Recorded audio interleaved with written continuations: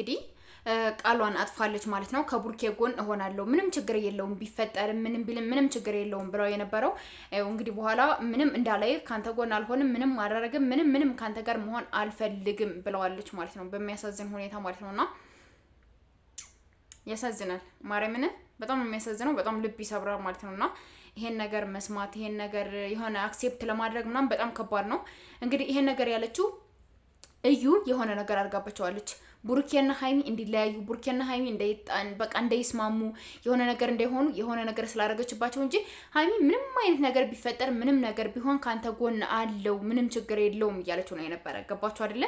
ስለዚህ አሁን ግን እንዳላይህ ውጣልኝ ያለዛን ይወጣሉ ምናምን ነው እያለችው የነበረ። ቅድም ሰምታችሁ ከሆነ ማለት ነውና ያሳዝናል። ከምር እኔ እንደዚህ ያልጠበቅኩትም ነበር። እንደዚህ ይሆናል ብዬ አላሰብኩም። ሲጀመር ይሄ ዲኤንኤ ምርመራ እኮ ትክክለኛ አይደለም። ለምንድነው እኛን ማሰሙን እንዴ? እስኪ የትኛውንም ሰው ጠይቁ። ቡታጀራ ላይ ክልል ከተሞች ዲኤንኤ እርግጠኛ ዲኤንኤ የለም። አዲስ አበባ መታችሁ ለምንድነው እንትን ማትሉት?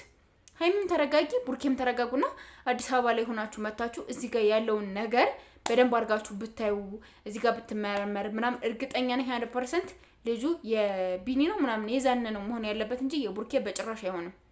ግን እነ ቡርኬ ምንም እየሰሙ አይደለም። ሲነገሩ አይሰሙ። ሃይሚና ቡርኬ ለምን እንደሆነ አላውቅም። ስትነገሩ አሰሙም።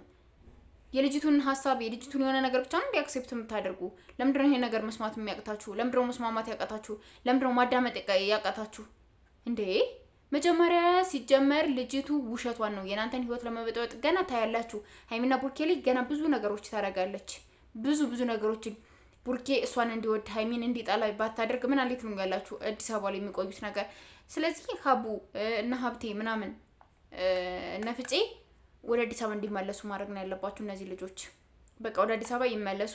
አዲስ አበባ ይምጡና ያለውን ነገር ይዩ። ያለውን ነገር ምንድነው እንዴት ነው ምናምን የሚለው ነገር በደንብ አድርገው እዛ ላይ ያዳምጡ።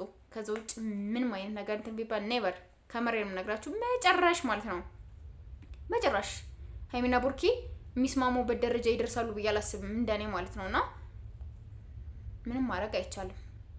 ገባችሁ? ምንም ልታረጉ አትችሉ። የሚነገሩትን እስካልሰሙ ድረስ የሚባሉትን ካልሰሙ ምንድነው ሊሆን የሚችለው እንዴ? አንዳንዴ እኮ ማዳመጥ የሚባል ነገር አለ። ማርያምን አዳምጡ እና ልቤ ተሰብሯል።